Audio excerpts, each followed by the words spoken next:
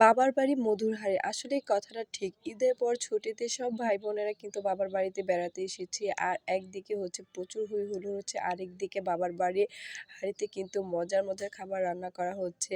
তো এইদিকে হচ্ছে আমরা হৈ হুল্লোড় করছি আর মজার, মজার খাবার খাওয়া-দাওয়া করছি। তো আজকে সারাটা দিন সব ভাই-বোন মিলে কি খাওয়া-দাওয়া করলাম, কোথায় ঘুরতে গেলাম, কেমন এনজয় করলাম সারাটা দিন সবকিছু নিয়ে থাকছে আজকের ব্লগ। তো হ্যালো এভরিওয়ান, আসসালামু আলাইকুম। সবাই কেমন আছেন? আশা করছি সবাই ভালো আছেন। আমিও ভালো আছি আল্লাহর রহমতে।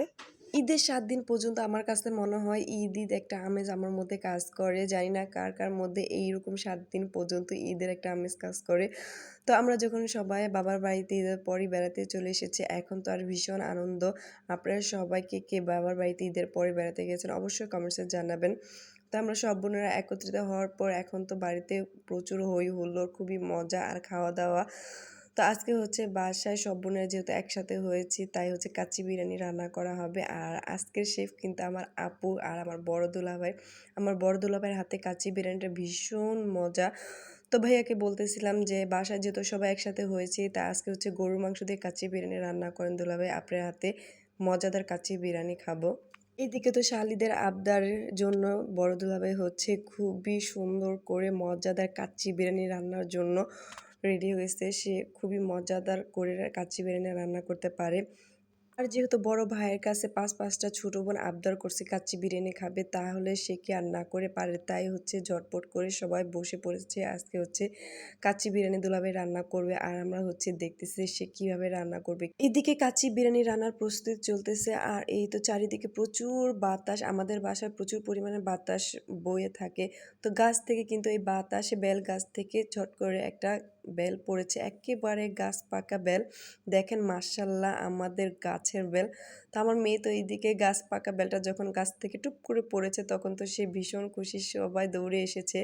যেহেতু গাছ পাকা বেল এক্কেবারে ঘ্রাণ ছুটে গেছে চারিদিকে। আমরা বিরিয়ানি রান্নার প্রস্তুতি দেখতেছিলাম আর এইদিকে তো বাতাসের কারণে গাছ থেকে একটা বেল পড়েছে। তো হঠাৎ করে বেল গাছের বেলটা দেখে তো ভীষণ খুশি। এমন গরমের সময় কিন্তু বেলের শরবত খেতে ভীষণ ভালো লাগে। আর এখন যেহেতু বৈশাখ মাস চলে আসতেছে, তাই আমাদের বেল গাছের নিচে কিন্তু একটুও বসে থাকা যাবে না, কারণ কখন যে কার মাথার উপর বেল পড়ে যায় তখন তার বলা যায় না, মাথা ফেটে যাবে বেল পড়ে একেবারে। আর এই সময়তে কিন্তু বেল পেকে যায় গাছে আর গাছ পাকা বেলগুলো কিন্তু বাতাসে হুটহাট করে যে কোনো সময় পড়তে থাকে আমাদের উঠোনে। তো যাই হোক, আজকে যেহেতু একটা বেল পেয়েছি, সবাই একসাথে হয়েছে, ভাবলাম যে এই দুপুরে কিন্তু শরবত খাওয়াই যাবে। তো গরুর মাংসটা কিন্তু আগে সব মসলা দিয়ে তারপর হচ্ছে অনেকক্ষণ মাখিয়ে সুন্দর করে রেস্টে রেখেছিল। আর এইদিকে কিন্তু চালটা সিদ্ধ করার পর বড় একটা পাতিলের, মানে বড় একটা পাতিল বলা যায় না, আমাদের এটা ড্যাগের মতন বড় একটা ড্যাগে কিন্তু আজকে রান্না করা হচ্ছে কাচ্চি বিরিয়ানি। যেহেতু ঈদের পর সব বোনেরা বাবার বাড়িতে এসেছি, ভাগ্না-ভাগ্নি সবাই একসাথে হয়েছি, তাহলে কিন্তু আমাদের একটা বিয়ে বাড়ির মতন হয়ে যায় আমাদের বাসায়। আর আনন্দের কিন্তু শেষই থাকে না, প্রচুর পরিমাণে হৈ হুল্লোড় হয়। তো এইদিকে হচ্ছে বড় একটা ডেগে কিন্তু সুন্দর করে দুলাভাই হচ্ছে কাচ্চি বিরিয়ানিটা সুন্দর করে সাজিয়ে নিচ্ছিল। একের পর এক উপকরণ দিচ্ছিল আর আমরা কিন্তু সবাই তাকিয়ে দেখছিলাম যে ভাইয়া কি সুন্দর করে কাচ্চি বিরিয়ানিটা একেবারে আয়োজন শুরু করে দিছে। তো এইদিকে হচ্ছে বিরিয়ানির আয়োজন চলতেছে। আরেকদিকে কিন্তু আজকে জুম্মার নামাজ পড়তে আমার সব ভাগ্নারা চলে যাচ্ছে। মাশাআল্লাহ!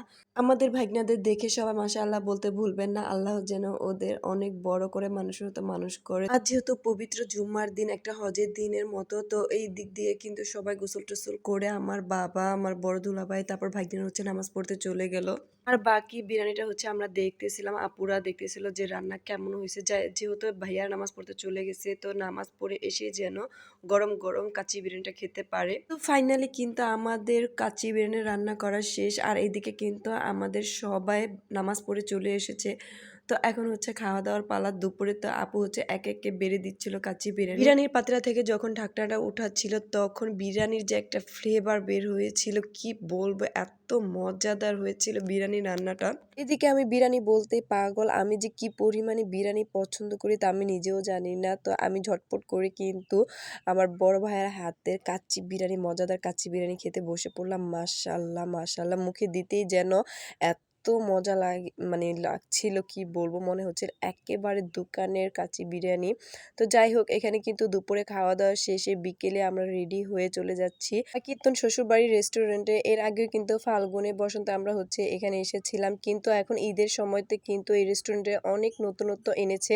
বাচ্চারাও ভীষণ আনন্দ করছিল। এইদিকে তো এত পরিমাণে লোকজন এসেছিল এখানে ঘুরতে। আমি যেহেতু এর আগেও এখানে ঘুরতে এসেছিলাম, তো ঘোরাঘুরি করে দেখেছি। তো এখন হচ্ছে আপুরা যারা আসেনি তাদের হচ্ছে বলতেছিলাম, তোমরা একটু সুন্দর করে ভিডিও করো, ফুটেজ করো, ছবি তোলো। তো আজকের দিনটা তো আমরা সবাই মিলে অনেক আনন্দ করেছি, অনেক ঘুরেছি এবং খাওয়া-দাওয়া করেছি মজার মজার। তো আজকের ভিডিওটা এই পর্যন্তই শেষ করছি। সবাই ভালো থাকবেন। দেখা হবে পরবর্তী ভিডিওতে। আল্লাহ হাফেজ।